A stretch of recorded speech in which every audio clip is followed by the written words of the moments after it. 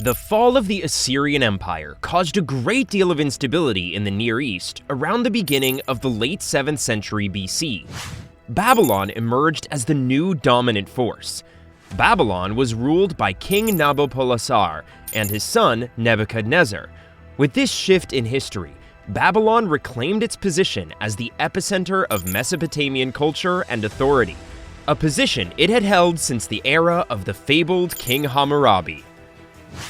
Don't forget to subscribe to Ancient History for fascinating insights into the mysteries of the ancient world and captivating historical narratives. Nebuchadnezzar, the eldest son of King Nabopolassar, was born around 642 BC. Nabu-Kaduri-Usur, which translates to "O Nabu, protect my firstborn son" in Akkadian, was his given name. This indicates how important he is spiritually.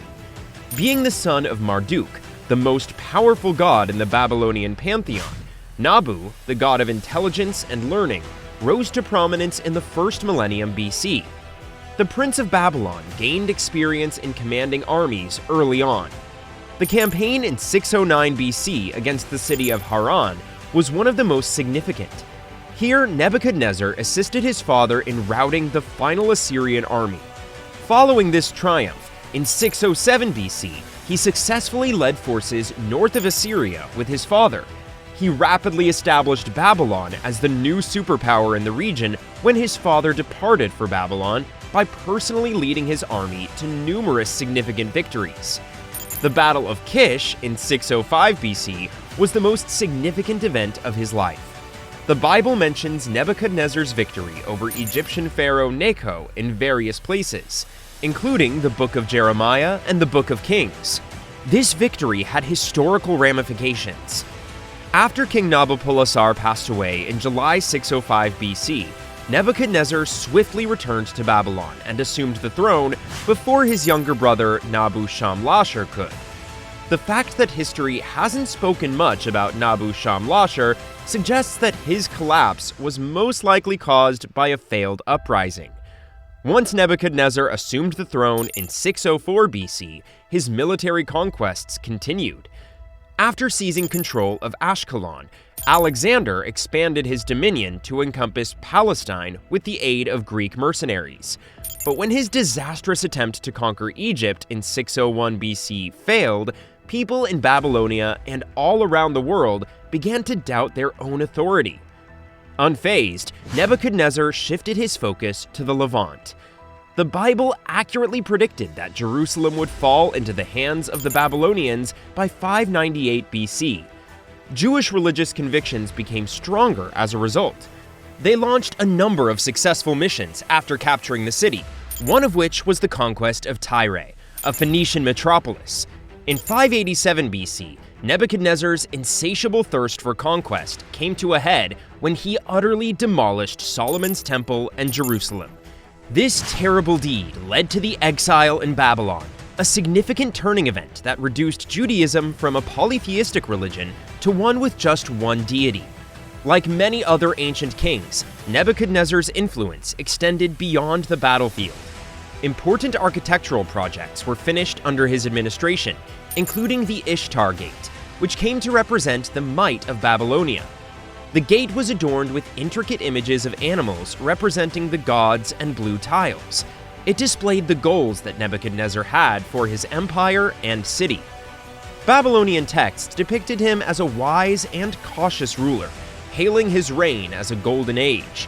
However, the Hebrew Bible claims that the same king who built the mythical Hanging Gardens of Babylon and the Ishtar Gate also turned into a ruthless and insane dictator throughout his reign.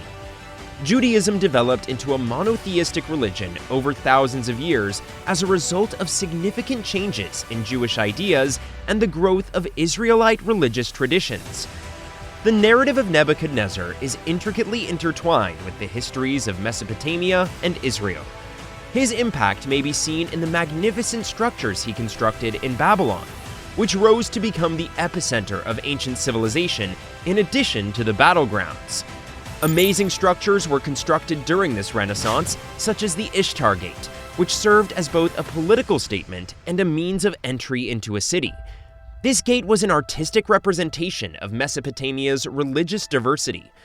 Originally, the carvings on its frame, dragons representing Marduk, the most significant Babylonian god, a bull representing Adad, the god of storms, and a lion representing Ishtar, the goddess of love and fertility, were not picked at random. They encapsulated the essential elements of a polytheistic custom that was set to collide with the Israelites' just discovered monotheism. The king's self-perception is also depicted in writings on the Ishtar Gate.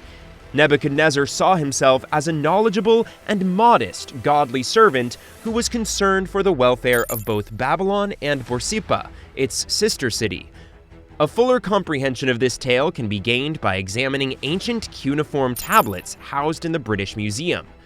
The writing that Nebuchadnezzar penned on these tablets is described in great detail. The Hanging Gardens of Babylon might be the most intriguing mystery surrounding Nebuchadnezzar's reign, despite the fact that there are several. According to legend, the gardens were created to cheer up his wife Amitis of Media, who was homesick for her native country's verdant surroundings. The evidence supporting the existence of these gardens is sparse and mostly based on conjecture. The thought of such a marvel escalating Nebuchadnezzar's already complex nature. Greek historians such as Diodorus Siculus described this incredible incident in detail in his books. According to him, the gardens are a sizable, terraced terrain that is raised and supplied with water via an intricate system. Despite the fact that poets and historians have contemplated these gardens, historians and archaeologists continue to disagree as to their location or very existence. Some believe that the gardens were not a real location during Nebuchadnezzar's reign, but rather a poetic invention that was recorded by subsequent historians. 562 BC saw Nebuchadnezzar's demise. Nebuchadnezzar's death created a void that his successors found difficult to fill. His son, Amel-Marduk, was the first to take the throne. Unlike his strongman and military tactician father, Amel-Marduk lacked the political savvy and military strength necessary to sustain the empire's integrity. Internal discord and external dangers started to surface during his reign, undermining the stability of the empire. It's important to note that the Hebrew Bible calls him Evil Merodach and characterizes him as forgiving to the Israelite king Jehoiachin during his captivity in Babylon. This indulgence could be a sign of his general lack of authority over the conquered peoples and vassals of the empire. Amel-Marduk's final demise was caused by his incompetence as a ruler. After only 2 years in power, he was slain, which was a blatant indication that the empire was changing. His demise signaled the impending collapse of the empire and was evidence of its internal unrest. There are many things that Nebuchadnezzar II left behind. He was a political and architectural genius who elevated his kingdom to new heights, and on the one hand, revived Babylon. However, he was also portrayed as the murderer of nations in the Bible, and by artists such as William Blake, who portrayed him as a deranged and brutal ruler. Nebuchadnezzar II's life biography is replete with convoluted and paradoxical incidents. His magnificent constructions and military triumphs provide witness to the golden age he ushered in for Babylon. He was a king, though, and he guided the Israelites through one of the worst periods in their history. By examining Nebuchadnezzar's life, we may observe the ancient Near East at a crossroads between the old and new religions, between the rise and fall of Babylonia, and between several historical narratives that have influenced our understanding of the past. One thing is certain, though, historians are still fascinated by and perplexed by Nebuchadnezzar's legacy, even as they attempt to piece together all the many details of his story. That is all for this video. We'll be back soon with another informative video. Don't forget to like and share this video. To keep exploring ancient history together, make sure to hit that subscribe button. Until next time,